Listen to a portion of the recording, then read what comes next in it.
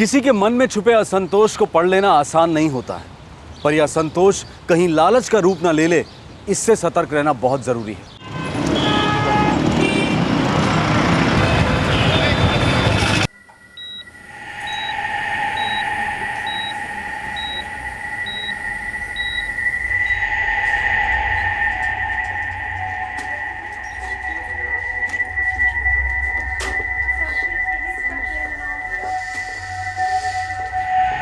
तूने बच्चे का कभी ठीक से ख्याल नहीं रखा सरिता। तो फिर किसने रखा? जी आपने तो हाथ नहीं बटाया मेरा कभी।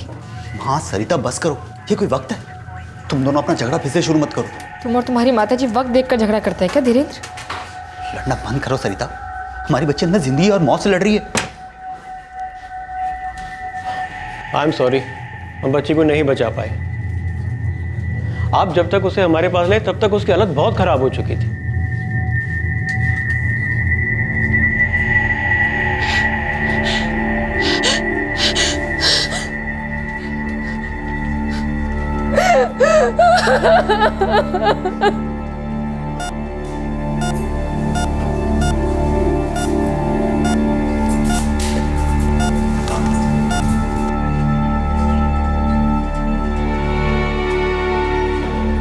बेटा जगदीश, तू चिंता मत कर, दिव्या को कुछ नहीं होगा।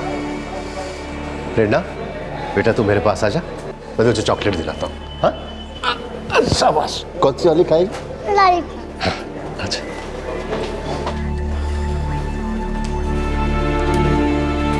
फिक्र मत कीजिए, दिव्या को कुछ नहीं होगा।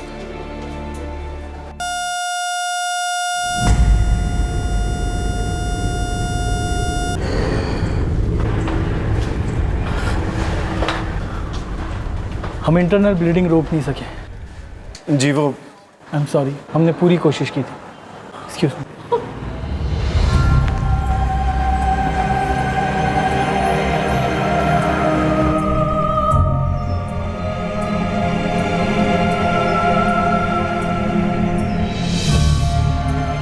सरिता ने अपनी 4 महीने की बच्ची को खो दिया था, जगदीश सेठी ने अपनी बीवी दिव्या को खो दिया था, और 3 साल की प्रेरणा ने अपनी मां को। जो गुजर गए उनके जाने के नुकसान की भरपाई होना नामुमकिन होता है, लेकिन हाँ, कुछ खो जाने का गम, हमदर्दी कई बार लोगों को करीब ले आती है, पर सिर्फ तब अगर उनके साथ आने की वजह जिंदगी में छाया असंतोष नहीं बल्कि सहानुभूति हो, एक दूसरे की तकलीफ समझने का एहसास हो।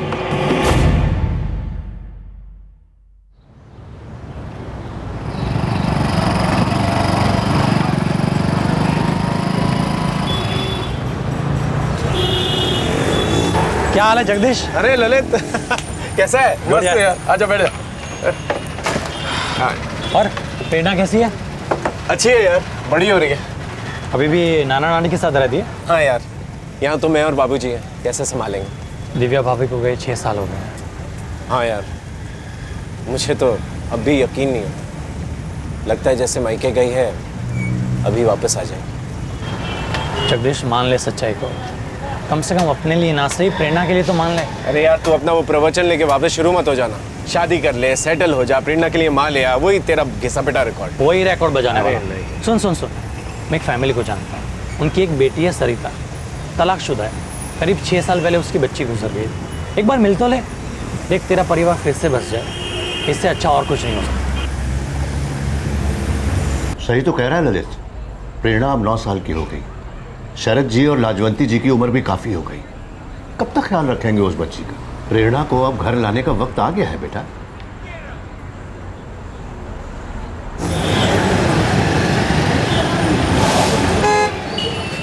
पापा कैसा है मेरा बेटा? बहुत गुस्सा हूँ आपसे। क्यों, क्या हुआ? पिछले वीक क्यों नहीं आए थे? सॉरी, काम में बिजी हो गया था। अगले वीक स्पोर्ट्स डे है और तभी कोई बहाना नहीं चलेगा। नो बहाना, आई प्रॉमिस, मैं हूँगा वहाँ पर, ठीक है? आपके पापा बिल्कुल सही कह रहे हैं बेटा। हमें मालूम है तुम हमारी दिव्या से बहुत प्यार करते थे, पर सच तो यही है कि अब वो नहीं है, चली गई छोड़कर हमें। प्रेरणा को माँ की ज़रूरत है और आपको पत्नी की। आपका परिवार अधूरा है, उसे पूरा कर लो। पापा पापा आज आप मुझे स्कूल छोड़ने आओगे? बिल्कुल ठीक।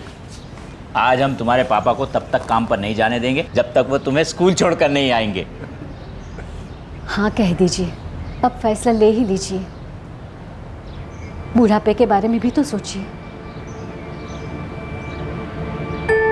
चलता हूँ, चलो प्रेम।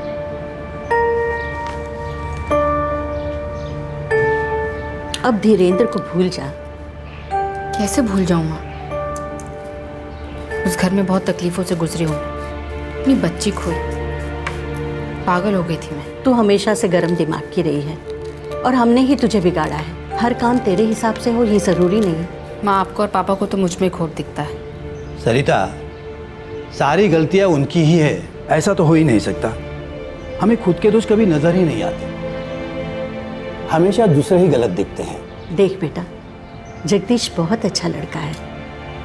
अब ये मान कि उसकी बेटी के रूप में भगवान ने तुझे तेरी बेटी वापस दी है। मैंने अपनी बेटी को अपनी आंखों के सामने मरते हुए देखा है पापा। अगर उसका ख्याल रखने में मेरी सास ने मेरी मदद की होती ना, तो आज वो जिंदा होती। अब जो हुआ उसे हम बदल तो नहीं सकते। भूल जा पुरानी तकलीफें, आगे बढ़, एक नई जिंदगी शुरू कर। बेटा, तू एक बार जगदीश से मिल तो ले, तुझे पसंद आएगा वो। क्या आप मुझसे शादी सिर्फ इसीलिए करना चाहते हैं ताकि आपकी बेटी प्रेरणा को एक माँ मिल सके? सरिता, मेरा घर अधूरा है, कोई चाहिए जो उसे पूरा कर सके। हाँ, प्रेरणा को भी माँ की ज़रूरत है। मैं चाहता हूँ कि वो घर वापस आ जाए। जब से मेरी वाइफ गई है तब से वो नाना नानी के यहाँ रहते। मैं बहुत मिस करता हूँ उसे, वो भी मुझे बहुत मिस करती है। क्या आप चाहेंगे कि हमारे भी बच्चे हों? जी हाँ, बिल्कुल।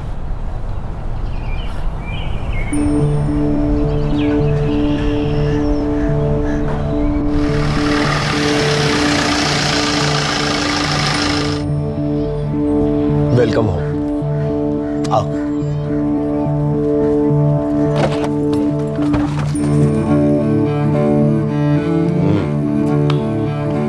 सरिता बेटा, आज इतने दिनों बाद हम टाइम से बिना जला और पका हुआ खाना खा रहे हैं। बहुत स्वादिष्ट बना है। बाबूजी, कल हम प्रेरणा को घर वापस ला रहे हैं। हाँ, फिर हम उसका एडमिशन यहाँ पर ही किसी अच्छी से स्कूल में करवा देंगे। ये तो बहुत अच्छी बात है बेटा। चलो भाई, एक बार फिर से ये मकान घर जैसा लगेगा।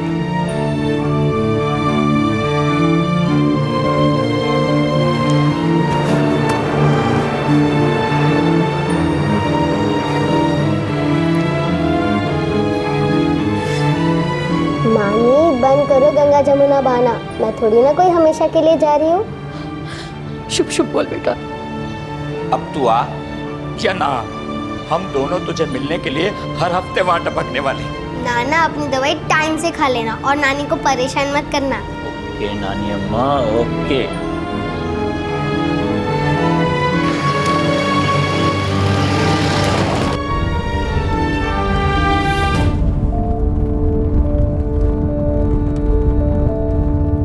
नंदनगर में वीरमदेव नामक एक सन्यासी रहते थे।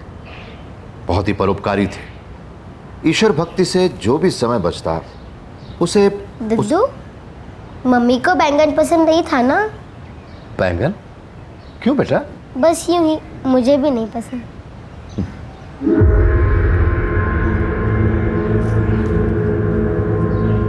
छी, मुझे बैंगन नहीं खाना। मम्मी, मुझे बैंगन अच्छा नहीं लगता। लेकिन अभी तो यही सब्जी बनी है। मैंने बताया था ना आपको कि मुझे बैंगन नहीं पसंद है। बेटा, मैं तुम्हारी माँ हूँ, कोई आया नहीं, मैं भूल गई। अभी यही सब्जी खा लो।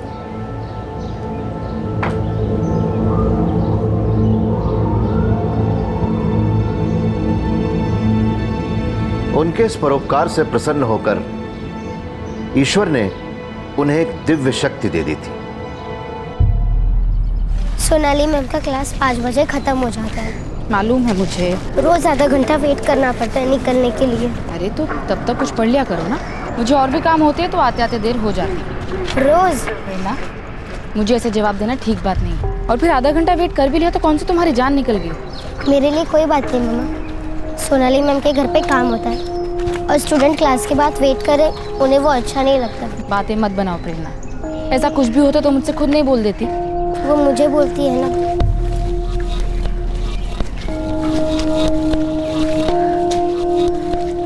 प्रेरणा आखिर अपने पिता के घर आ गई। चाहे सौतेली ही सही, पर उसे एक माँ मिल गई और एक दादा भी, जो दादा कम और दोस्त ज्यादा थे। अपने नाना नानी का घर छोड़े हुए अभी उसे 4 महीने हुए थे कि अचानक एक हादसे ने उनके घर को अपने पंजों में दबोच लिया।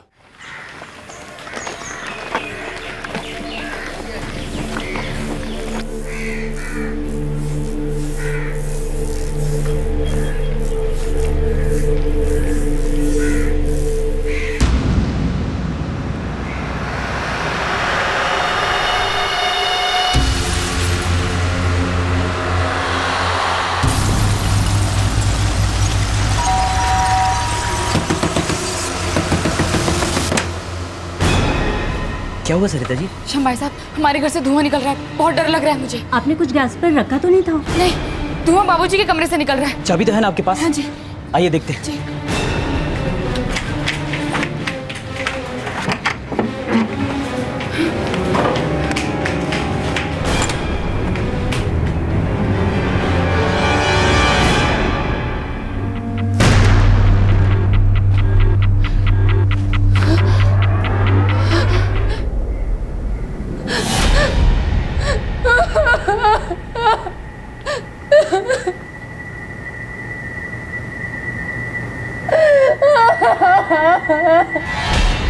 क्या?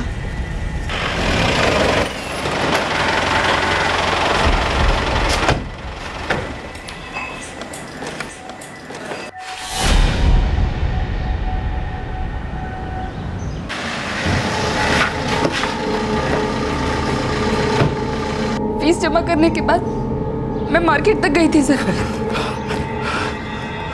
कहीं प्रेरणा हो बाबूजी?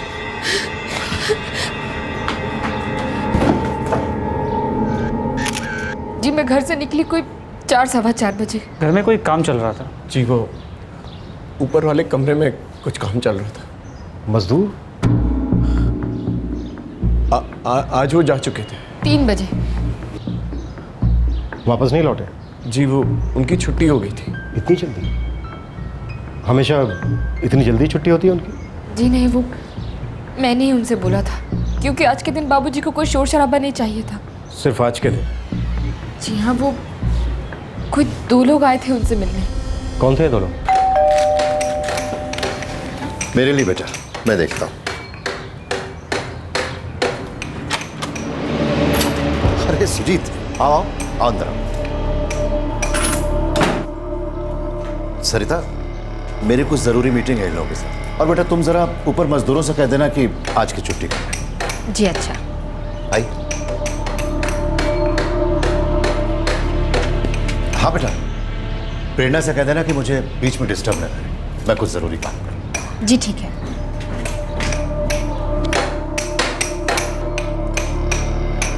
अरे भैया, बस आज का काम यहीं रोक दो। का हो मैडम जी? अरे वो बाबूजी को कोई ठोका पीटी नहीं चाहिए, बहुत शोर हो रहा है।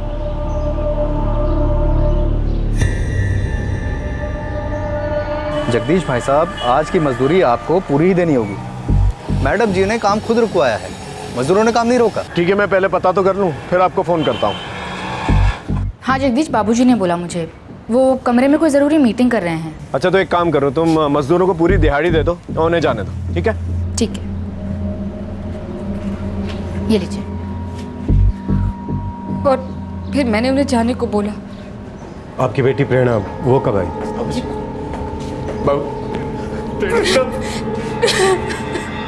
आपकी बेटी प्रेरणा कब आई? करीब 3:30 बजे। अरे प्रेरणा आ गई? हाय मम्मा। हेलो। मैंने तेरे लिए पोहा बनाया है, फटाफट चेंज कर ले, फ्रेश हो जा, फिर सोनाली मैम के यहाँ भी जाना है ट्यूशंस के लिए। नहीं मम्मा, आज मैं बहुत थक गई हूँ।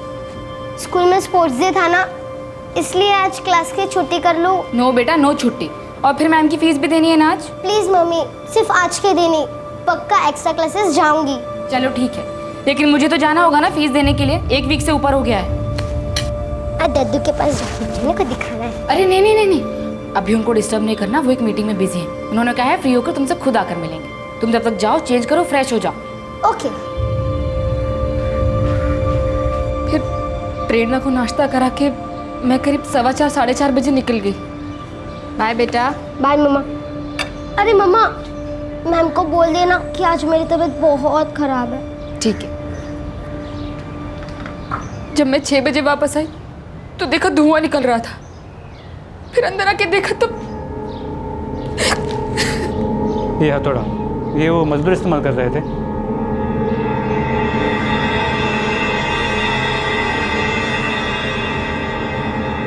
हाँ, शायद यही था। हाँ, हथौड़े में दादा और पोती दोनों के खून के अंश मिले हैं। तकिया सिर्फ हत्या की जांच को भटकाने के लिए चलाया गया है। जी, यही लगता है। जब अपराध हुआ तो घर में सिर्फ 4 लोग थे। कुलभूषण सेठी, उनकी पोती प्रेरणा और वो 2 लोग जो उनसे मिलने आए थे। 4 में से 2 लोग मारे गए। जाहिर है कि शक की सुई उन दोनों पे गई, वही संदिग्ध आरोपी माने गए। पर वो दोनों थे कौन? सर, मुझे जरा भी अंदाजा नहीं वो लोग कौन हो सकते हैं। उनमें से एक का नाम था सुजीत, जिसे आपके पिताजी बहुत अच्छे से जानते थे। मेरे बाबूजी के बहुत सारे दोस्त हैं। सुजीत नाम के शख्स को नहीं जानता। दोनों लोगों की उम्र 30 से 35 के बीच लग रही थी। आपने उन्हें कभी पहले देखा है? जी नहीं। आपके ससुर के अच्छे जानकार लग रहे थे। जी, देखकर तो यही लग रहा था, क्योंकि वो उन्हें अपने कमरे में ले गए थे।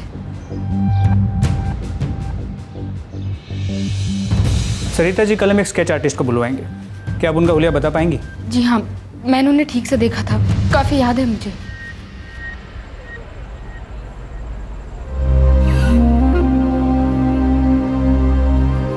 उस बेचारी मासूम बच्ची का क्या कसूर था? उसके साथ ऐसा क्यों हुआ? सब मेरी गलती है। मुझे आज फीस देने जाना ही नहीं चाहिए था।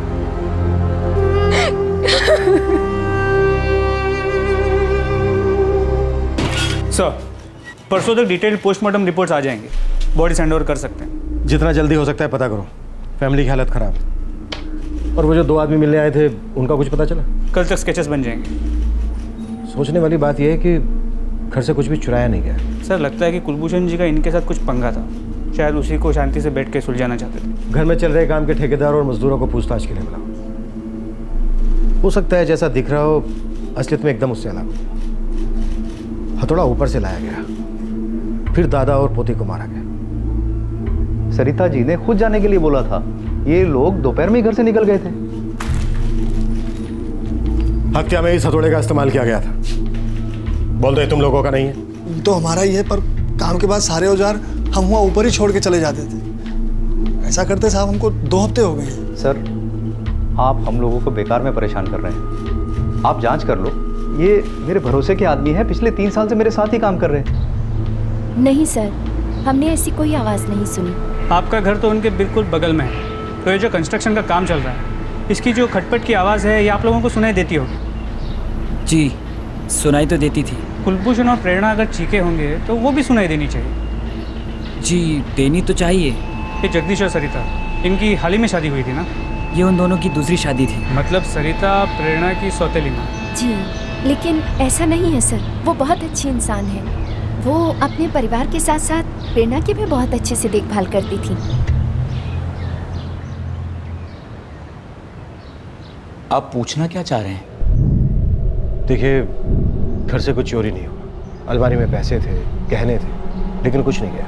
ये हत्याएं चोरी के लिए नहीं, बल्कि किसी और मकसद के लिए की गई। क्या कहें, हमारे ख्याल से तो सब कुछ ठीक ही था। सरिता प्रेरणा के साथ खुश थी और कुलभूषण जी भी खुश थे। अगर वो तकलीफ में होते तो क्या आपसे कहते? कुलभूषण जी हमारी बच्ची को अपनी बेटी की तरह रखते थे। प्रेरणा नातिन थी हमारी। सरिता भी अच्छी थी। वो प्रेरणा को अपनी मर्जी से यहाँ ले आई थी।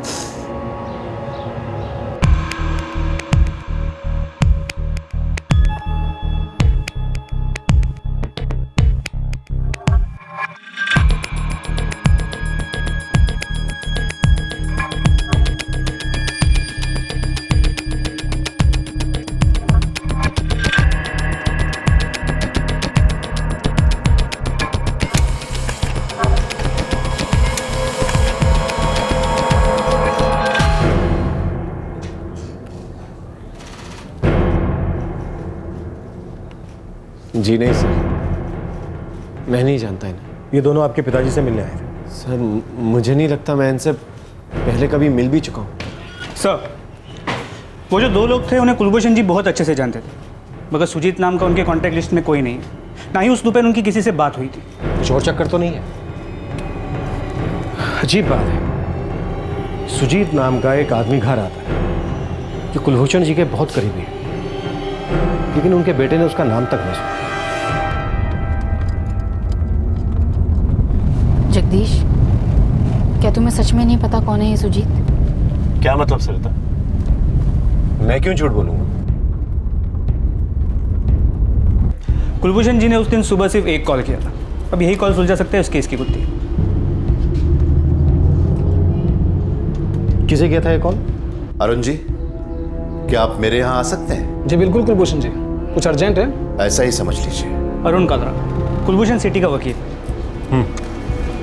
मतलब कुलभूषण जी अपने वकील से कुछ डिस्कस करना चाहते थे। लेकिन ये बात अचानक उठी कैसे? यार ललित, मैंने तो बात छेड़ी भी नहीं, बाबूजी खुद वसीयत की बात लेकर बैठे। हर वक्त डरी रहती थी कि कहीं कुछ भी गलत हुआ तो सब यही कहेंगे, सौतेली माँ हूं ना, इसीलिए। इसमें क्या गलत है माँ? मेरा मन भी तो करता है ना कि मेरा अपना बच्चा हो। जगदीश, वो प्रेरणा का ध्यान ठीक से नहीं रखती है। अरे पापा कैसी बातें कर रहे हैं आप? हमारी शादी को ही तकरीबन अभी 7 महीने हुए हैं और प्रेरणा कुछ 4 महीने से रह रही है हमारे पास। थोड़ा तो वक्त लगेगा ना एक दूसरे को अंडरस्टैंड करने में, एडजस्ट करने में। इस तरह से आप सरिता पे इल्जाम नहीं लगा सकते। बेटा, मैं घर में रहता हूं, दिन भर देखता हूं कि क्या होता रहता है। वो कभी प्रेरणा से कुछ पूछती है क्या, कि उसे क्या अच्छा लगता है क्या नहीं?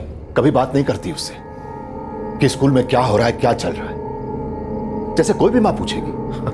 अब वो प्रेरणा की असली माँ तो है नहीं, थोड़ा टाइम गुजर जाने दीजिए, एक दूसरे को अंडरस्टैंड कर लेंगे, सब ठीक हो जाएगा, आप फिक्र मत कीजिए। अगर ऐसे ही टाइम निकलने दिया ना तो कल को कुछ उल्टा ना हो जाए।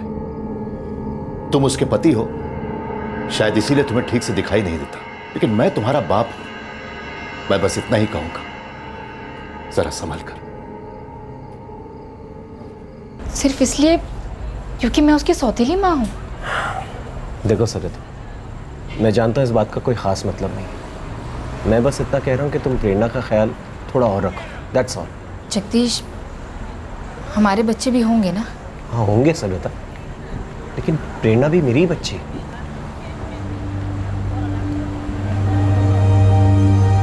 मुझे भी हैरानी हुई थी कि कुलभूषण जी अचानक वसीयत बनाना क्यों चाह रहे थे। क्या वसीयत बनवाना चाह रहे थे? नमस्ते। नमस्ते। कैसे हो सरिता जी? मैं ठीक हूँ अरुण जी। अरुण जी, मैं अपनी आधी प्रॉपर्टी प्रेरणा के नाम कर देना चाहता हूँ। ये अचानक कैसे आपने वसीयत बनाने का सोचा? जगदीश और सरिता अपने बच्चे करने की सोच रहे हैं और मैं चाहता हूँ कि कभी भी ऐसा ना हो कि प्रेरणा के प्रति कोई अनदेखी हो। पर आपको ऐसा डर क्यों लग रहा है? अब मैं क्या बताऊं अरुण जी, कुछ वजह है। जगदीश ने आपसे बोला क्या प्रॉपर्टी उसके नाम कर दो या ऐसा कुछ? तो क्या जगदीश ने अपने पिता से बोला था ऐसा कुछ? पता नहीं, कुलभूषण जी ने कभी बताया नहीं, लेकिन ना मुझे जरूर लगा था कि कोई ऐसी बात तो उन लोगों के बीच में हुई होगी। अरुण जी, क्या ये हत्याएं जगदीश कर सकता है? क्योंकि उसी दिन हुआ जिस दिन अरुण जी ने वसीयत की बात आपसे की थी। आप तो जानते ही हैं सर कि आजकल शहरों में कितना डेवलपमेंट हो रहा है, प्रॉपर्टी के दाम तो आसमान छू रहे हैं कि आजकल ज़्यादातर क्राइम्स और मर्डर्स प्रॉपर्टी को लेकर ही हो रहे हैं। अभी हम ये पता लगाने की कोशिश कर रहे हैं कि ये डबल मर्डर किसी एक आदमी ने किया है या फिर 2 लोगों ने मिलकर। और वो 2 लोग कौन थे जो कुलभूषण जी से मिलने आए थे? सुजीत और उसके साथ वाला आदमी। देखिए, मैं कुलभूषण जी को पिछले 15 सालों से जानता हूँ और मेरे ख्याल से तो वो किसी सुजीत को नहीं जानते थे। इन हत्याओं का कारण घरेलू क्लेश होने का अंदेशा बढ़ता जा रहा था और इस घरेलू क्लेश की वजह थी एक सौतेली माँ का अपने बच्चों की चाह रखना, एक पिता का अपनी बेटी के लिए माँ की जरूरत पूरी करने की चाह रखना, एक दादा का अपनी पोती के भले की चाहत रखना। कोई तो था जो इन हालात से एकदम असंतुष्ट था, नाखुश था। जी सर, ये तो अपने बच्चे चाहती थी। वो प्रेरणा को पसंद नहीं करती थी क्या? क्या मतलब सर? वो प्रेरणा से बहुत प्यार करती थी, भले उसकी अपनी बच्ची नहीं थी वो।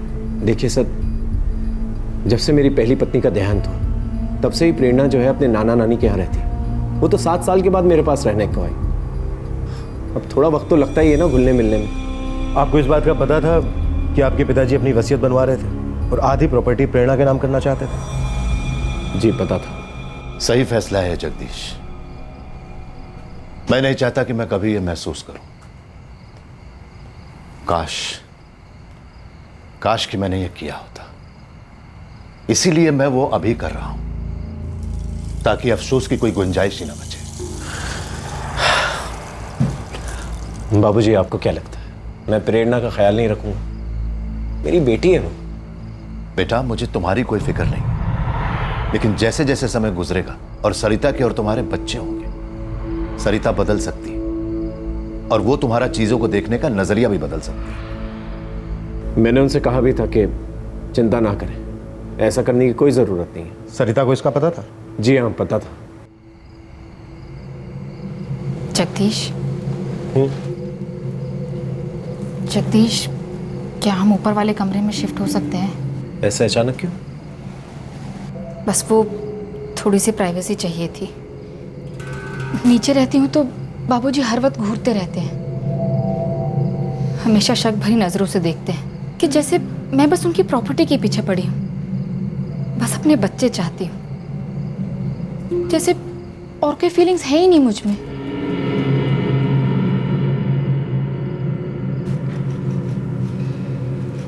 जगदीश, मुझे शक है ना तो कोई सुजीत है और ना ही उसका कोई साथी। मुझे शक है कि इस सब से तुम्हारा और तुम्हारी बीवी का कोई लेना देना है। ये एक साजिश है। पहले से तय था कि मजदूरों को दोपहर की छुट्टी दे दी जाएगी। अब बकवास कर रहे हैं सर अब मेरी बाप और मेरी बेटी के कत्ल का इल्जाम मुझ पर लगा रहे हैं। जमीन जायदाद के झगड़े ज्यादातर परिवार वालों के बीच ही होते हैं। बकवास है सर, मैं ये सब नहीं करूंगा कभी। हेलो सर, आपको मौत का सही समय जानना था ना? Yes doctor. हमारी पूरी रिपोर्ट तैयार है, ये आपको पूरी पिक्चर क्लियर कर देगी। ये कब हुआ, कैसे हुआ और किसने किया हो सकता है। जैसा कि मुझे पहले से शक था, ये एक मनगढ़ंत कहानी है। ऐसा हो ही नहीं सकता कि तुम्हारे पिता से 3 बजे कोई 2 लोग मिलने आए। पोती से बेहद प्यार करने वाले दादाजी चीजें ठीक करना चाहते थे।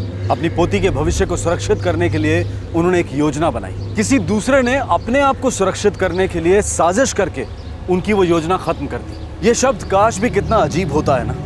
कोई इस डर से कुछ करता है कि कहीं आगे चल के ऐसा ना हो, और कोई इस डर से कुछ करता है कि अगर आगे चलकर ऐसा हो गया तो।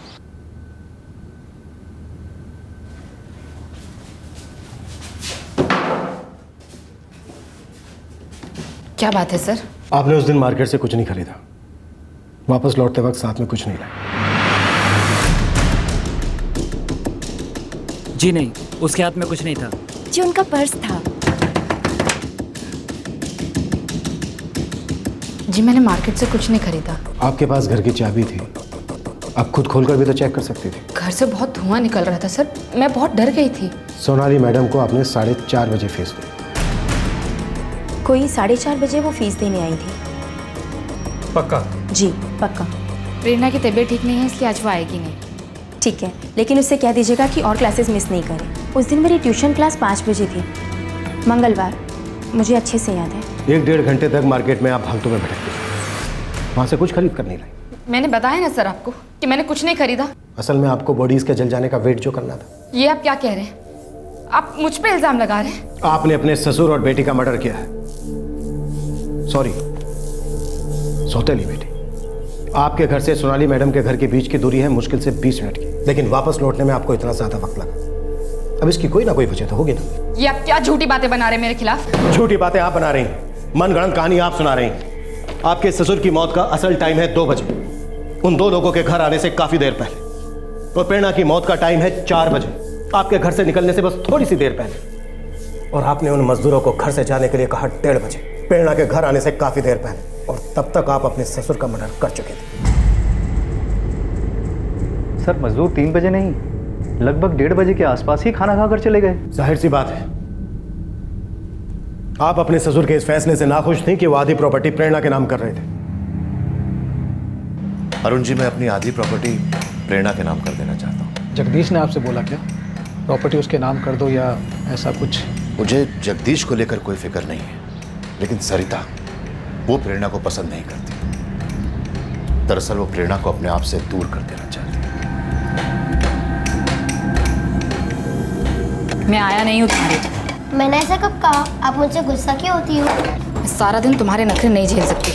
अगर मैं इतनी बुरी हूँ तो मुझे यहाँ लाए क्यों? मैं नहीं लाई तुम्हें यहाँ। तुमने प्रेरणा से क्या कहा?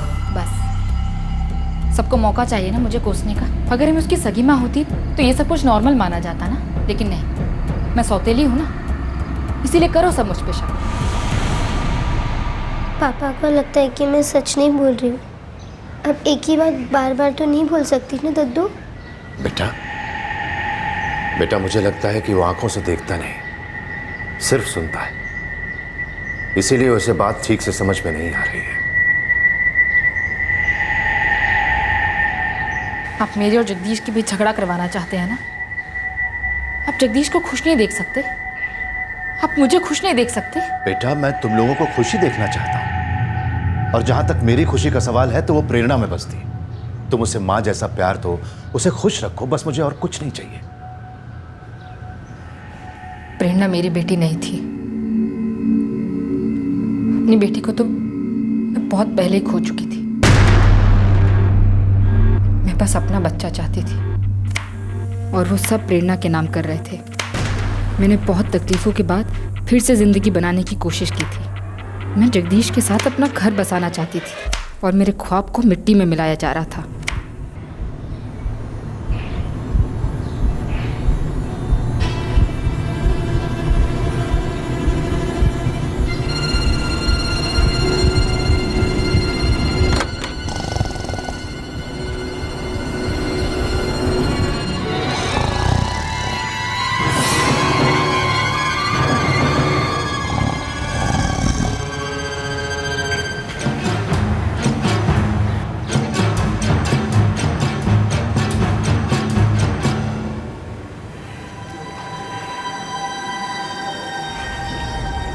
मेरे ससुर जी आराम करना चाहते हैं तो आज के लिए ठोका पेटी नहीं चाहिए।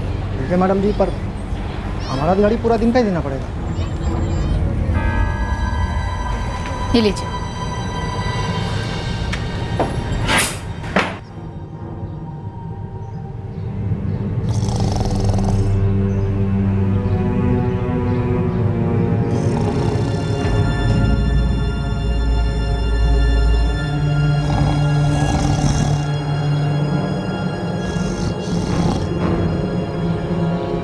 क्लास नहीं जाना। तुम्हें जाना होगा, ट्यूशन की फीस भी देनी है। जाओ चेंज करो। आप मेरे से जबरदस्ती क्यों कर रही हो? प्रेरणा को वहां अंदर नहीं जाना। क्यों? बाबूजी ने मना किया उन्हें डिस्टर्ब करने के लिए। आपको किया होगा, मुझे नहीं।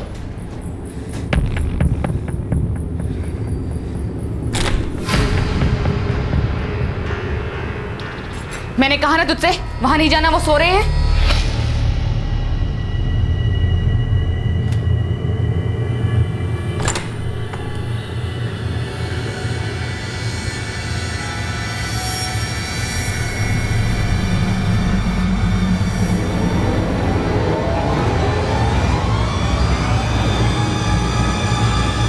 दद्दू,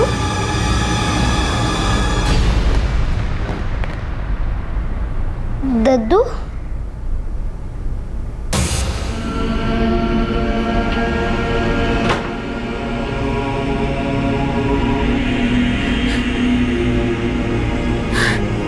तुम्हारे पति को मालूम था इस बारे में? नहीं, उन्हें कुछ नहीं पता था।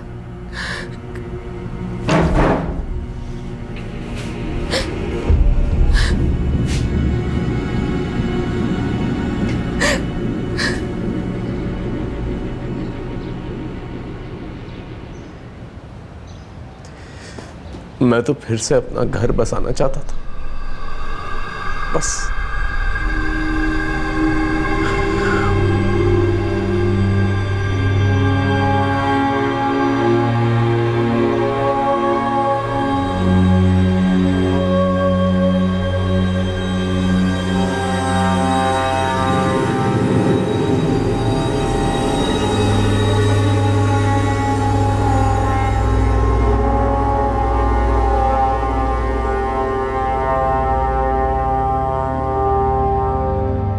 सरिता इस वक्त न्यायिक हिरासत में है NCRB national crime record bureau के अनुसार आईपीसी अपराधों में से 20% का ताल्लुक जमीन जायदाद से होता है। प्रॉपर्टी की तेजी से बढ़ती कीमतों और इन अपराधों में भी एक संबंध देखा गया है।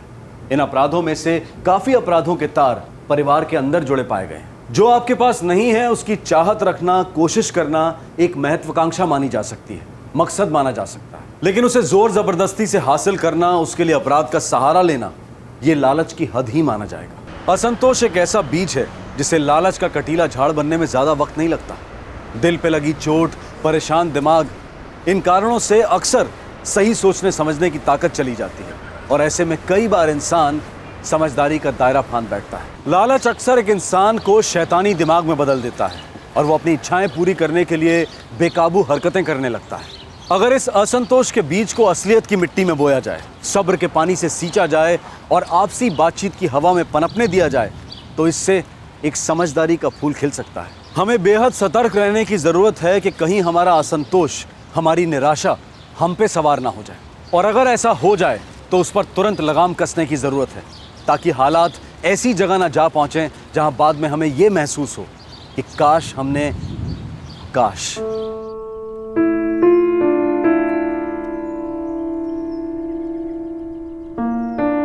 सर्व शिक्षा अभियान प्रारंभिक शिक्षा के लिए सरकार द्वारा व्यापक पैमाने पर चलाया जाने वाला प्रमुख कार्यक्रम है। इसे 2000-2001 में स्टेट गवर्नमेंट और लोकल सेल्फ गवर्नमेंट्स ने मिलकर शुरू किया था। 2010 में the right to education act के पास होते ही सर्व शिक्षा अभियान को पूरी कानूनी देखरेख मिली ताकि सर्व शिक्षा अभियान को बुनियादी स्तर पर कार्यान्वित किया जा सके।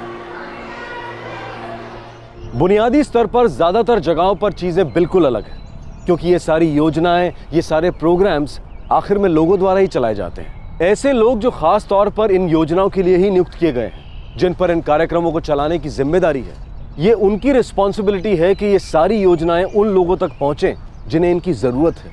लेकिन इतना कुछ करने के बाद भी जो सेवाएं इन जरूरतमंद लोगों तक पहुंचती हैं, उसका आंकड़ा है 100 में से सिर्फ 10।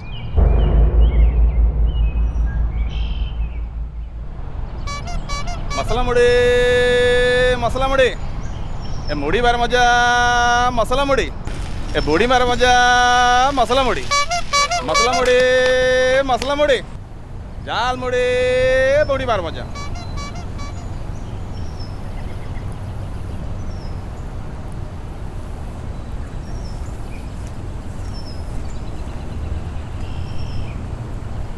तुम्हें ये करना है और तुम क्या बना रहे हो?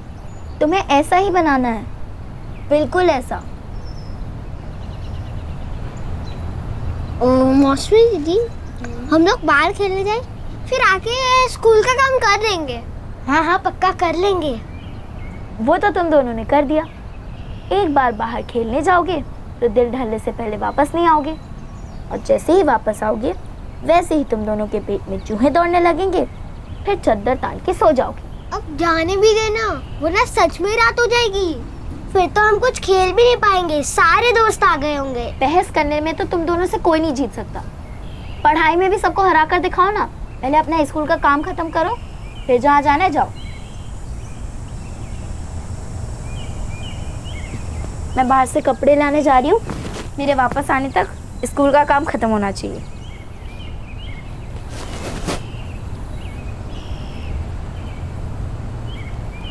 ये तो दादागिरी है। बड़ी है तो मतलब अपनी मनमानी करेगी। मैं भी एक दिन बहुत बड़ा होऊंगा और फिर उसे बताऊंगा। तो भले के लिए तो बोल रही है, पढ़ने लिखने में अपनी दीदी की तरह बनो, फिर बनना डॉक्टर, कलेक्टर, तब अपने बड़े से गाड़ी में घूमना। पर ये सब के लिए ना पढ़ना होगा। सुनो, वो आने से पहले सारा काम खत्म करो, उसके बाद जाओ।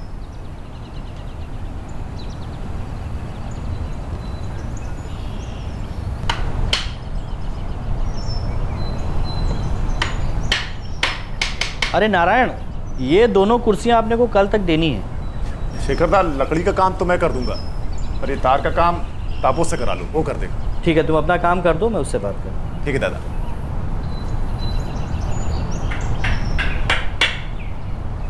पिलामाने आज आम संख्यार स्थानीय मान विषय जानिबा।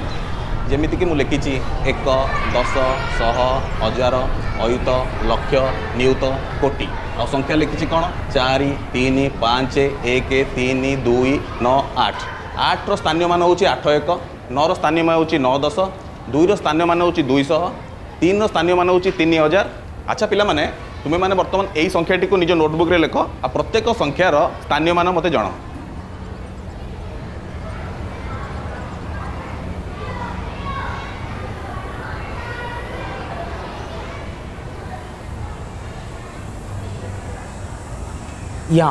यहाँ दस्तखत को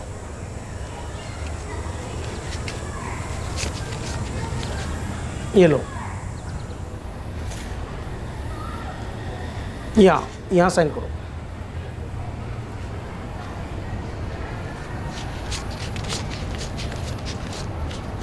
ये लो। दादा, मेरे दोनों भाइयों का वजीफा मैं ले लूँ? उनका अभी नहीं आया है, जैसे ही आएगा मैं बता दूंगा। उसके लिए उनको खुद ही आना होगा क्योंकि मुझे रिकॉर्ड में लिखना होता है। ठीक है दादा।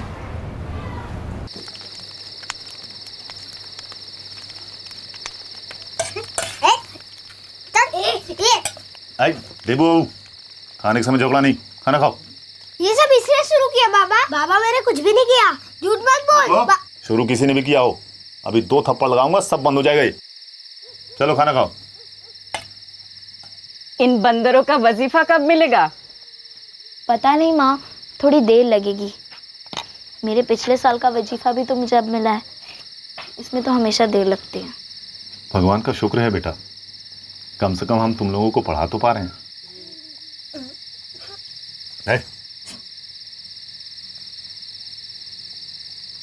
एक गरीब लेकिन खुशहाल परिवार, जो भी था जितना भी था सब उसी में खुश थे। बच्चे स्कूल जा रहे थे, एक बेहतर कल की तरफ कदम बढ़ा रहे थे। माँ बाप उन्हें देखकर खुश थे, वो जानते थे कि उनके बच्चे पढ़ लिख कर अपने पैरों पर खड़े होंगे और पूरे परिवार के लिए अच्छा वक्त आएगा। लेकिन एक दिन एक ऐसा हादसा हुआ जिसने उनकी दुनिया ही बदल दी।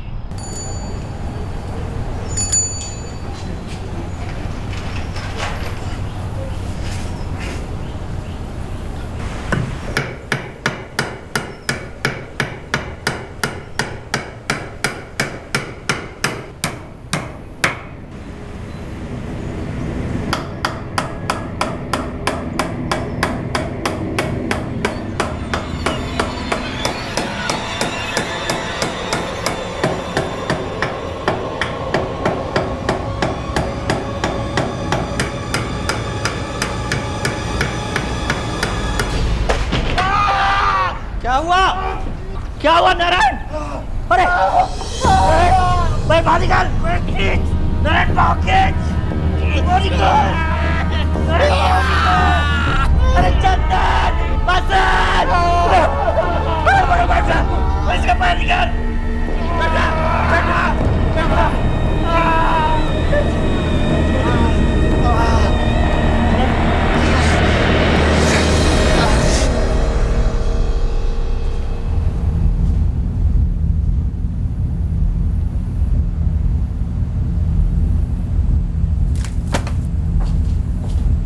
डॉक्टर साहब, उन्हें एडमिट करना पड़ेगा। कैसे है वो? डॉक्टर साहब, उनकी हड्डी टूटी है क्या? नहीं, हड्डी नहीं, कहीं कोई नस दब गई है। इनके शरीर का दाहिना हिस्सा पूरा सुन्न पड़ गया है। मुझे लगता है कि शायद इन्हें रखवा मार गया है। क्या? इसीलिए उनको एडमिट करना पड़ेगा और अच्छे से जांच करनी पड़ेगी।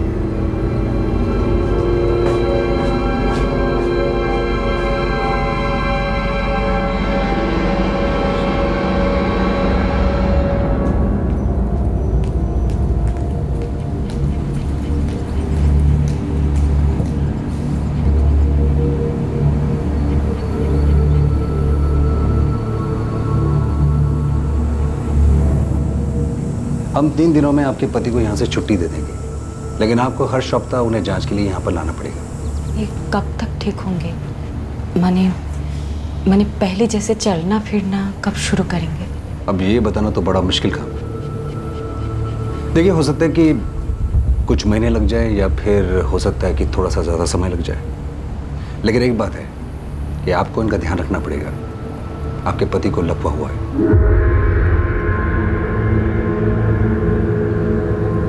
ये काम नहीं कर पाएंगे? एकदम ना।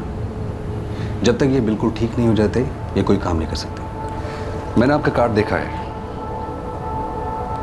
यहाँ अस्पताल में तो आपको कुछ नहीं देना है, ये मुफ्त है।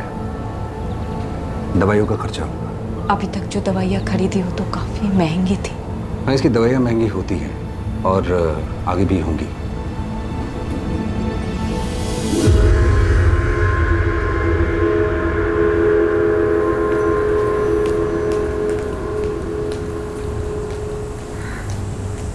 मौसमी, सुनो, तुम यहाँ बाबा के पास रुको, मैं कुछ काम ढूंढने की कोशिश करती हूँ। तुम बेफिक्र होकर जाओ माँ, मैं बाबा के साथ साथ देबू और बाबा का भी ख्याल रखूंगी।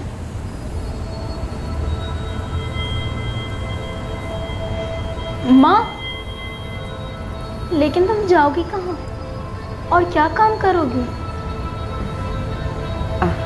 अभी तक तो नहीं पता। मैं शिखर बाबू के पास जाऊंगी और भी लोग हैं, सबसे बात करूंगी।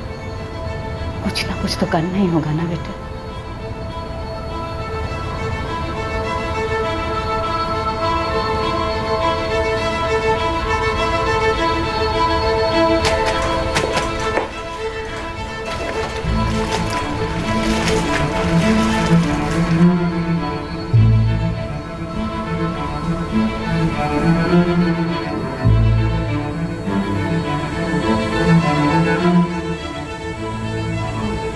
और वो वाला, वो जल्दी करके दिखाओ।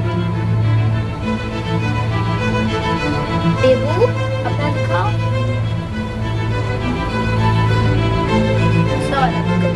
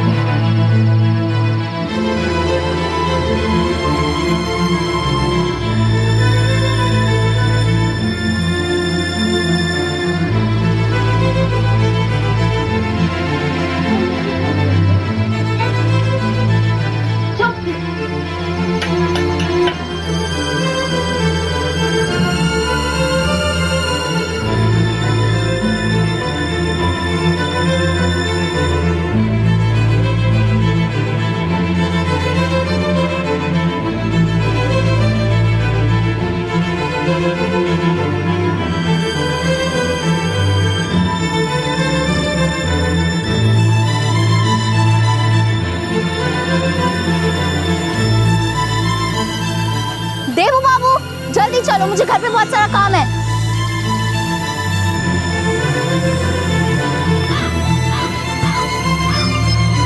क्या लीजिए।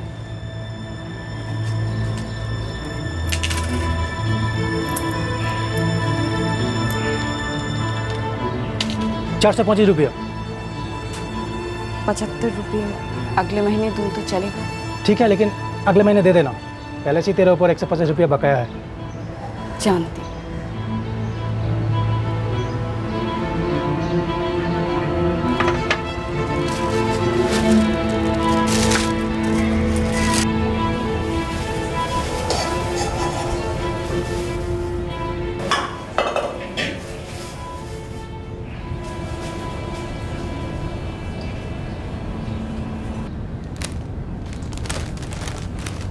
दीदी, हाँ मैं कल का बासी खाना ले लिया, ठीक है ना?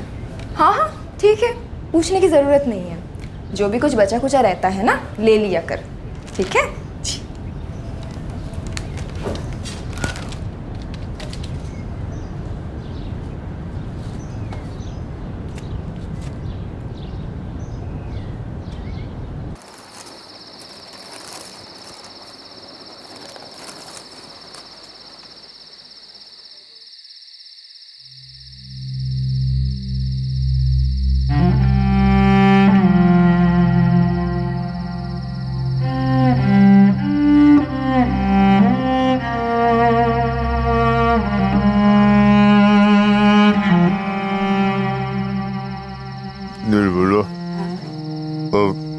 अस्पताल ले जाने की जरूरत नहीं है। क्यों? अस्पताल नहीं जाएंगे तो ठीक कैसे होंगे? ठीक होना होगा तो यही घर पर ठीक हो जाऊंगा और ऐसा बर्बाद करने की कोई जरूरत नहीं।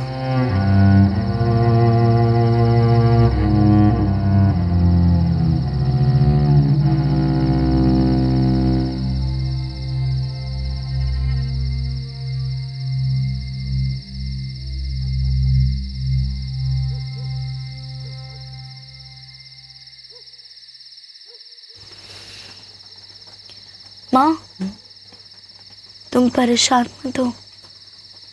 मैं पढ़ लिख कर ना कुछ बनूंगी। अब ये तो नहीं पता क्या बनूंगी, लेकिन उसके बाद मैं तुम सबका ख्याल रखूंगी और हमें कोई परेशानी नहीं होगी। जानती हूँ बेटा।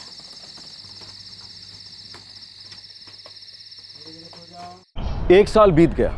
नारायण मोहंता की हालत में थोड़ा सुधार तो हुआ, पर बहुत थोड़ा, लेकिन इतना नहीं कि वो कुछ काम करके अपने परिवार को पाल सके। मौसमी, मैं काम के लिए निकल रही हूँ बेटा। ठीक है माँ, मैं भी बस स्कूल के लिए निकलूंगी।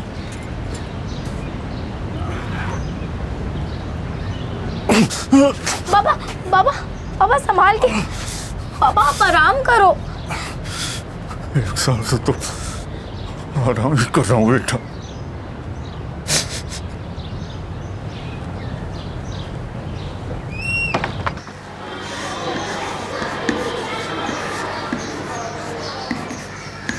अब इसे अपनी अपनी कॉपी में लिखो और इसका जवाब बताओ।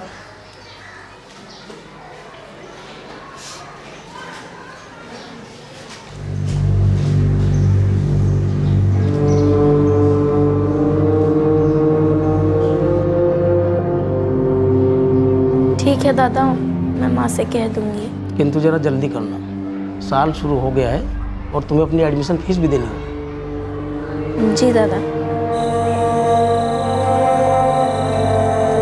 देबू बाबू जल्दी चलो।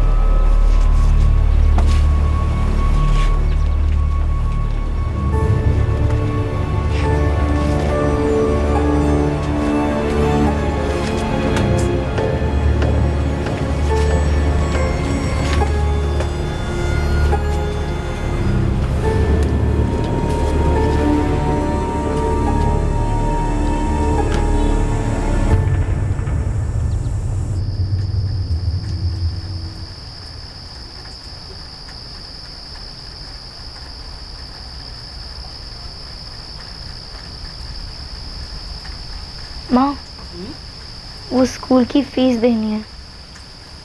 जानती हूँ बेटा। सबने दे दी है। अभी तो बिना फीस की क्लास में बैठने दे रहे हैं, लेकिन ज़्यादा दिन तक बैठने नहीं देंगे।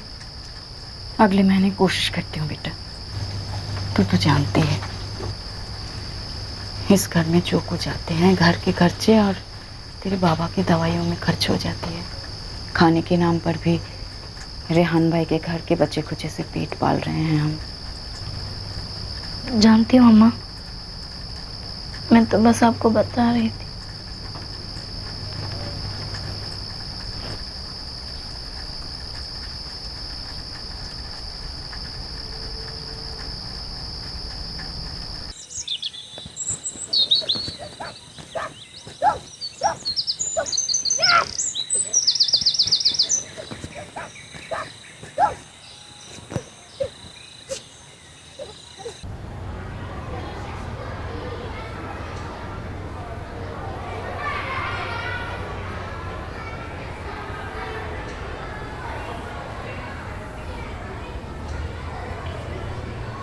अरे मौसमी, तुम पिछले साल की कॉपी में लिख रही हो? क्यों? नई कॉपी क्यों नहीं ली? दिखाओ कॉपी दिखाओ।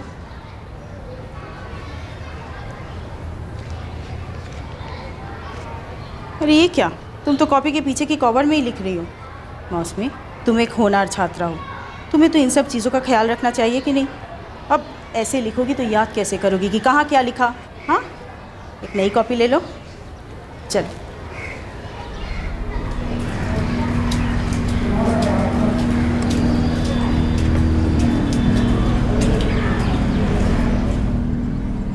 तुम्हें क्या लगता है अगर स्कूल को पैसे मिलेंगे तो वो स्कूल अपने पास रख लेगा? अरे तुम्हें हर साल पैसे मिलते हैं ना। नहीं दादा, मैं वो नहीं कह रही थी। मैं तो बस आपसे ये पूछ रही थी कि हमें पिछले साल का वजीफा कब मिलेगा। अरे बेटा, जब स्कूल को मिलेंगे तो तुम्हें मिल जाएंगे। अब तुम्हारा वजीफा कोई स्कूल के पेड़ के ऊपर तो नहीं लगता है कि तोड़ा और दे दिया। अरे वो पहले ब्लॉक ऑफिस में आता है और उसके बाद हमारे पास, और जैसे ही स्कूल को पैसे मिल जाएंगे तो हम तुम्हें दे देंगे। और सुनो, तुमने अभी तक अपनी एडमिशन फीस तो भरी नहीं है और तुम यहाँ अपने वजीफे के लिए मुझसे लड़ने आ गई हो। नहीं दादा, मैं आपसे लड़ नहीं रही हूँ, मैं तो बस आपसे पूछने आई थी।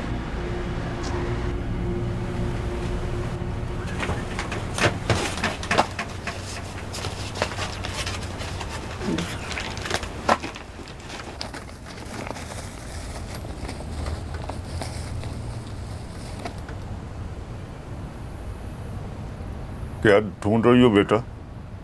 कुछ नहीं पापा, देख रही हूँ कि कोई पुरानी कॉपी मिल जाए। अभी की सारी कॉपियाँ और पेंसिल ख़त्म हो गई हैं।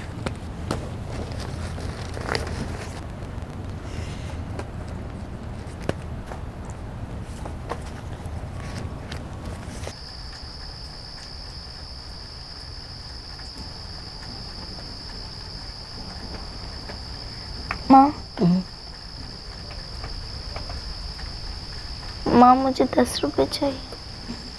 किस लिए? वो नई कॉपी या पेंसिल लेनी, सब खत्म हो गई हैं। मेरे पास तो बिल्कुल पैसे नहीं है बेटा, तू तो सब जानती है। जानती हूँ माँ।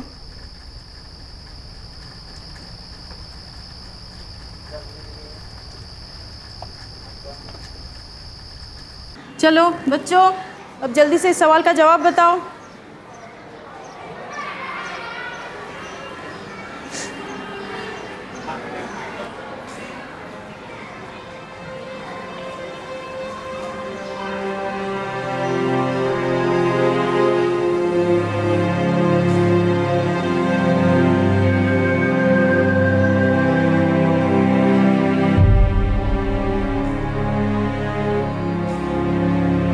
तुम भी अजीब हो, हर दूसरे दिन यहाँ अपना वजीफा लेने पहुँच जाती हो। अरे कोई करोड़ों का खजाना है स्कूल के पास जो पैसे निकाल कर तुम्हें दे दूँ? दादा, मेरे पास तो लिखने के लिए कॉपी भी नहीं है और पेंसिल भी ख़त्म हो गई है। और अगर पैसे मिल जाते तो मैं नई कॉपी और पेंसिल ले लेती। स्कूल से एक आदमी जाकर रोज वहाँ ब्लॉक ऑफिस में बैठता है कि वो पैसे दे दे। अब रोज रोज उनके जाने पर जो खर्चा होता है उसके लिए मुझे ही सुनना पड़ता है ना। अब जब ब्लॉक ऑफिस ही पैसे नहीं दे रहे तो मैं कहाँ से ला कर दूँ? अरे मैं भी यहाँ स्कूल में काम करता हूँ, कोई जादूगर तो हूँ नहीं कि हवा में हाथ घुमाया और पैसे हाजिर। और अगर कॉपी पेंसिल नहीं है तो तुम अपने पैसे से खरीद लो। तुम वजीफे पर ही जिंदा हो क्या?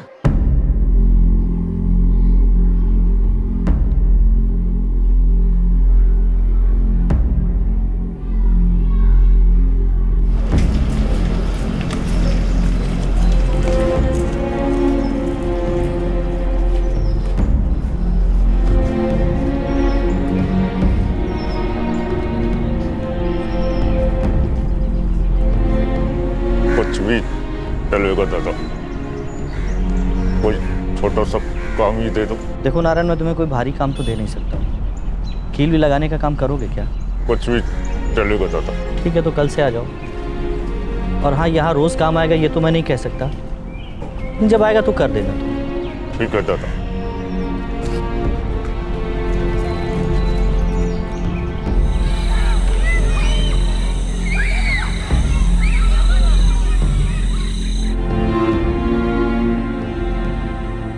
बेटा, ये काम पहले जैसा नहीं है, पर कुछ तो करना होगा ना। अब देखो ना, तुम्हारा मर्द दिन रात लगकर किसी तरह से ये घर चला रही है। अगर ये काम मिलता है तो, और इससे मिलने वाले पैसे बचते हैं तो तुम्हारा कॉपी और पेंसिल जरूर ला कर दूंगा। 10 रुपए बहुत ज्यादा है हमारे लिए बेटा।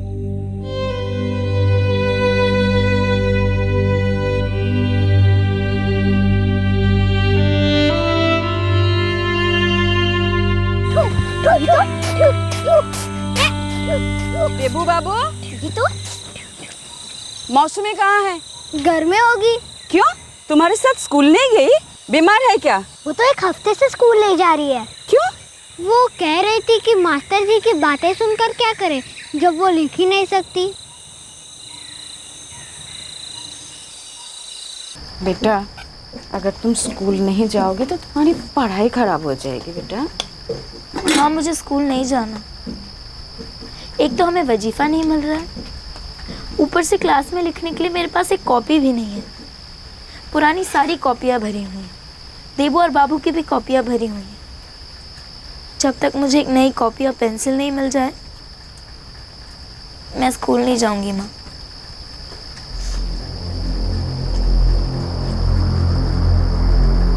मैं कुछ करती हूँ।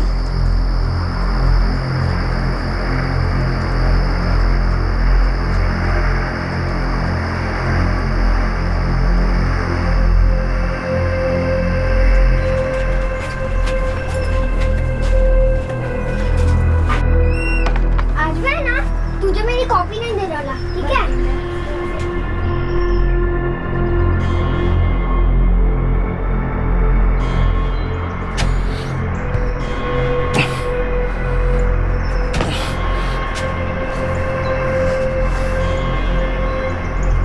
मैं देखता हूँ बेटा, अगर कुछ मिलता है तो देखता हूँ।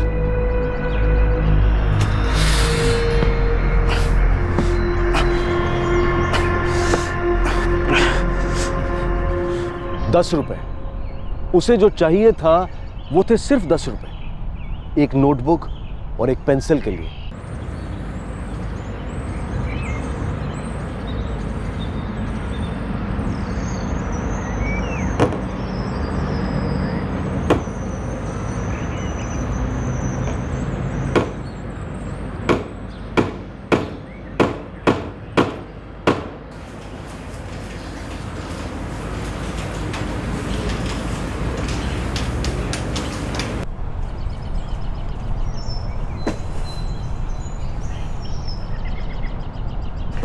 तुम लोग को बाहर खेलने जाना है? हाँ, जैसे कि तू जाने देगी। तू पक्की शैतान है, पहले हमें खेलने का लालच देती है और जब हम जाने को होते हैं तो हमें पढ़ने को बिठा देती है। हमें परेशान करने में बहुत मज़ा आता है ना तुझे? नहीं, तुम लोग को जाना है तो तुम लोग जा सकते हो। सच में? ये हमें उल्लू बना रही है। नहीं, तुम लोग जाओ।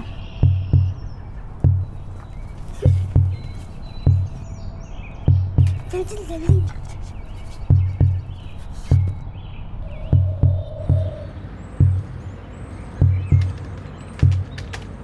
हाँ निर्मला बोलो। भाई ना, मुझे 10 रुपये चाहिए था। मेरे अगले महीने की तनख्वाह में से काट लीजिएगा।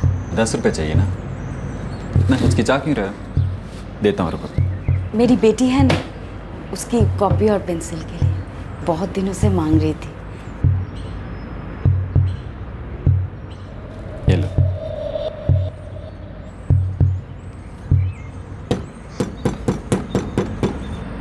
कौन है? माँ, तू यहाँ क्या कर रहा है? माँ, मौसमी। मौसमी को क्या हुआ? उसने खुद को आग लगा ली।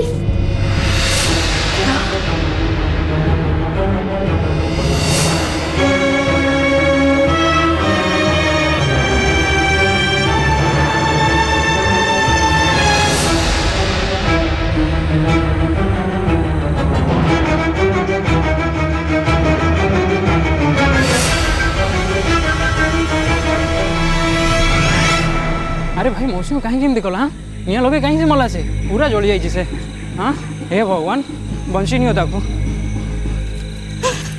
मौसमी मौसमी मौसमी चंदा चंदा मौसमी कह रखला मेरे पति और सारे लोग उसे अस्पताल लेके गए। क्या हुआ था? क्या हुआ? कौन चिल्ला रहा है? वो मौसमी थी, वो अंदर है। मौसमी अंदर है?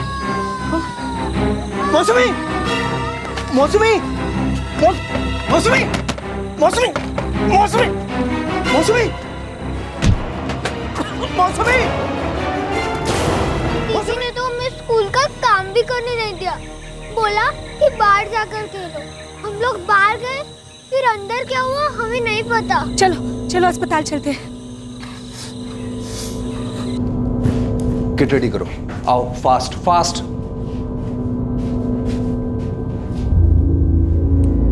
दादा मौसमी कहाँ है? मौसमी अंदर है, डॉक्टर साहब देख रहे हैं उसे।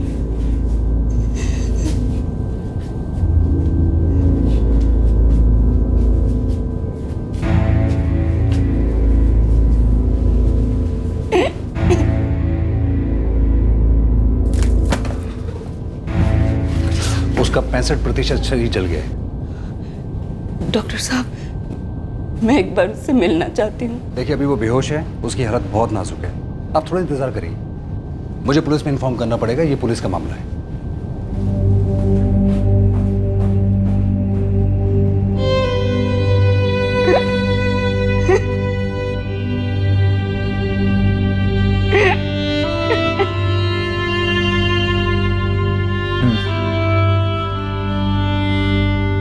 निर्मला की बेटी ने खुद को जला लिया है। क्या? लेकिन क्यों? पता नहीं, लेकिन आई होप ये उस कॉपी पेंसिल की वजह से नहीं हो। कौन सी कॉपी पेंसिल? निर्मला मुझसे 10 रुपए मांगने आई थी एडवांस में, तो मैंने उसे दे दिए। तभी कोई बच्चा आया था उसको बोलने के लिए कि उसकी बेटी ने खुद को जला लिया है। नहीं साहब, वो हमसे बिल्कुल भी नाराज नहीं थी। बिल्कुल ऐसा ही कुछ हुआ होगा, वरना वो इन दोनों को बाहर क्यों भेजती? बेटा, उसने तुम दोनों से कुछ कहा था क्या? नहीं, वो रोज दोपहर को हमसे स्कूल का काम करवाती है, लेकिन आज नहीं करवाया और कहा कि बाहर जाकर के लो। इसका मतलब ये चीज उसके जहन में था। क्यों? क्या हुआ था? कुछ तो था जो तुम लोग उससे जबरदस्ती करवाना चाहते थे। कैसी बात करते हैं साहब, वो हमारी बेटी है, हमारा खून। तो फिर उसने खुद को आग क्यों लगाया? कोई बात तो होगी उसके मन में जिसकी वजह से वो परेशान थी। परेशान तो थी साहब। किस वजह से? उसे नई कॉपी और पेंसिल चाहिए थी। कॉपी और पेंसिल? जी साहब, बहुत दिनों से वो नई कॉपी और पेंसिल के लिए 10 रुपया मांग रही थी। आज ही मैंने अपने मालिक से 10 रुपये लिए थे उसकी नई कॉपी और पेंसिल के लिए। सिर्फ एक कॉपी और पेंसिल के लिए उस बच्ची ने अपने आप को जला लिया? जी उसके पास कॉपी नहीं थी, वो अपनी पुरानी कॉपियों में ही लिख रही थी। मैंने उसे कई बार कहा भी कि वो कॉपी ले ले, लेकिन सर उसके बाद तो धीरे धीरे उसने स्कूल आना ही बंद कर दी। ये वजीफा आने में इतनी देर क्यों हुई? अब सर ये मुझे नहीं पता, स्कूल एडमिन इंचार्ज आपको बता पाएंगे। जी सर, वो तो कहती थी, लेकिन सर मेरे हाथ में कुछ भी नहीं है। वजीफा तो ब्लॉक ऑफिस से आता है, मैं तो बस यहाँ स्कूल का काम संभालता हूँ। सर हम तो पूरी कोशिश कर रहे हैं, रोज अपने आदमियों को ब्लॉक ऑफिस भी भेजते हैं, लेकिन अगर वजीफा टाइम पर ना आए तो कोई क्या कर सकता है भला? इन सब में थोड़ा बहुत वक्त तो लगता ही है ना। और ये एडमिशन फीस, ये क्या है? ये तो बहुत ही मामूली सी रकम है सर। इंडिपेंडेंस डे, फेस्टिवल और रिपब्लिक डे इनके लिए लेते हैं। आप लोगों को इतना भी समझ में नहीं आया कि वो बच्ची इतनी भी समर्थ नहीं थी कि एक कॉपी और पेंसिल खरीद सके? लेकिन सर हमने तो बस। हाँ सर, वो तो बस।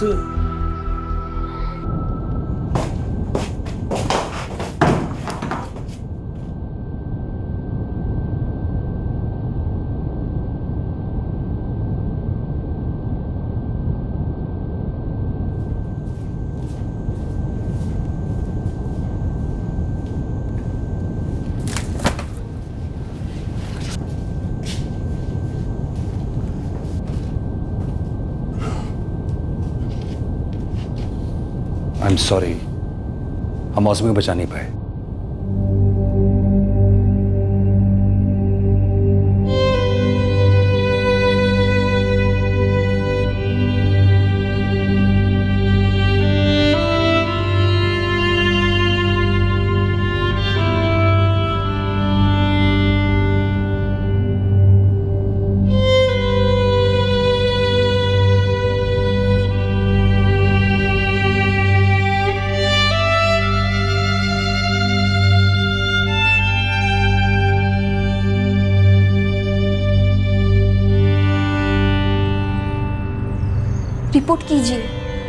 रिपोर्ट कीजिए रेहान। ये जो कुछ भी हुआ बहुत गलत हुआ, ऐसा नहीं होना चाहिए था। ये सोचकर भी मेरी रूह कब जाती है।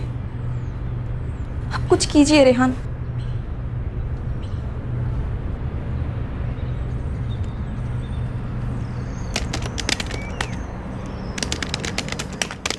अरे कमाल है, आप लोग हम ही पर उंगलियां क्यों उठा रहे हैं? ये मत भूलिए कि इस देश को हमारी पार्टी ने ही आरटीआई दिया, आरटीई दिया। विमेन एम्पावरमेंट का मुद्दा हमारी पार्टी के लिए हमेशा अहम था और अहम रहेगा। और हाँ, हमारी पार्टी ने ही जनहित में सबसे ज्यादा स्कीम्स और डेवलपमेंट प्रोग्राम अनाउंस किए हैं। भाई साहब, सबसे ज्यादा स्कैम और घपले भूल गए? ये भी तो इन्हीं की पार्टी ने दिए हैं देश को। हद होती है मजाक मस्ती की भी। लॉ मेकर्स की खिल्ली उड़ाओ, ये कहाँ की बात हुई? अरे भाई, हम यहाँ बैठ के डिस्कस करते हैं, आर्ग्यू करते हैं, डिबेट करते हैं इंपॉर्टेंट मुद्दों पर। लेकिन ये लोग तो यूं बताना चाहते हैं जैसे हम कोई मच्छी मार्केट खोल के बैठे वहां पर। विश्व स्तर पर जो कुछ भी हो रहा है ना, उसका कुछ ना कुछ असर इंडिया पर भी पड़ रहा है। आज नहीं तो कल, कल नहीं तो परसों। इंडिया किसके पक्ष में है, इसका असर हमारे आने वाले कल पर बहुत गहरा पड़ेगा। इस मुद्दे पर बात करना, चर्चा करना और बताना बहुत जरूरी है। देखिए, ये ऐसे टेलीविजन शो से कुछ भी फायदा नहीं हो रहा है। ये लोग सिर्फ गरीबों की लाचारी का फायदा उठा रहे हैं। अरे रियलिटी के नाम पर ये लोग दूसरों के दुख दर्द को कहानी बनाकर किश्तों में बेच रहे हैं, पैसे बना रहे हैं, अपनी जेबें भर रहे हैं। गलत कह रहे हैं। देखिए, मेरी बात अभी तक खत्म नहीं हुई है। देखिए, अब ये नौटंकी नहीं चल कंप्लीट। ये गलत है। अरे कमाल है, आप लोग अपनी पार्टी की तरफ तो पहले देखिए। सिर्फ 10 रुपए के लिए, एक नोटबुक और पेंसिल के लिए उस लड़की ने सुसाइड कर लिया। शोभा, अनिल, क्यों ये सब शोज देखने बैठ जाते हो? अरे अब डिनर पे बैठ के ना यही सर खपाते रहो। लेकिन शोभा, सोचो तो, सिर्फ 10 रुपए के लिए, वो भी आज के टाइम में। ना मुझे सोचना है ना मुझे सुनना है। नहीं, मुझे तो बहुत डर लगता है ये सब हॉरिफाइंग स्टोरीज सुन के। यू नो व्हाट, ये क्राइम शोज ना बंद कर देने चाहिए। ये बस क्रिमिनल्स को नए नए आइडियाज देता है क्राइम करने के लिए, और हम जैसे लोगों को बेवजह डराने के लिए। मटर पनीर कैसी बनी है? मैंने बनाई है, मेड ने नहीं। बहुत अच्छी बनी है। सुनो, अगले हफ्ते 4 हॉलीडेज हैं, तो महाबलेश्वर चलें? वेदर भी अच्छा होगा। उस न्यूज रिपोर्ट ने खलबली मचा दी। वहां के डिस्ट्रिक्ट कलेक्टर ने इस घटना की इंक्वायरी के आदेश दिए। ब्लॉक ऑफिस ने बताया कि वजीफे के लिए स्कूल को एक फॉर्म सबमिट करना होता है जिसमें उसकी बैंक की डिटेल्स होती हैं, ताकि वजीफे यानी स्टाइपेंड की राशि सीधे बैंक में ट्रांसफर की जा सके। और ब्लॉक ऑफिस के अनुसार स्कूल द्वारा ऐसा नहीं किया गया था। जब इस बात का पता चला कि एडमिशन फीस या ज्वाइनिंग फीस के नाम पर स्कूल बच्चों से independence day, children's day, republic day और दूसरे फेस्टिवल्स मनाने के पैसे लेता है, तो तुरंत उस पर रोक लगा दी गई और सारे स्कूल्स को यह निर्देश दिए गए कि जिन जिन बच्चों से वो राशि ली गई है, वो राशि उन्हें तुरंत वापस की जाए। एक दूसरी कमेटी भी बनाई गई जो ये चार्जशीट दायर कर सके कि वजीफे के आने में देरी क्यों हुई और ज्वाइनिंग फीस क्यों ली गई। मौसमी का परिवार अब भी उस हादसे से उबरने की कोशिश में लगा है। पूरी इंक्वायरी के बाद अथॉरिटीज ने मौसमी के परिवार वालों को मुआवजे की राशि दी। समाज की भलाई के लिए जितनी भी स्कीम्स और प्रोग्राम्स बनाए जाते हैं, वो समाज के लिए बहुत ही फायदेमंद होते हैं। लेकिन अगर इन स्कीम्स का फायदा, इन स्कीम्स का लाभ सही लोगों तक सही वक्त पर ना पहुंचे, तो ऐसे प्रोग्राम्स का कोई फायदा नहीं होता। इन योजनाओं का प्रभाव कम होता जा रहा है और इसका मुख्य कारण है जिम्मेदार लोगों का गैर जिम्मेदार होना, नेग्लिजेंस और ज्यादातर केसेस में करप्शन। अब वक्त आ गया है कि हम मिलकर निंदा करें इस 100 में से 10 के रवैये की। आपसे फिर मुलाकात होगी क्राइम पेट्रोल सतर्क में एक और नए केस के साथ। तब तक अपना ख्याल रखें, सुरक्षित रहें और याद रखें, सही वक्त, सही कदम, सतर्क रहें। जय हिंद। क्राइम पेट्रोल्स के और भी दिलचस्प कहानी देखने के लिए हमारे चैनल को सब्सक्राइब करें और बेल आइकॉन दबाना न भूलें।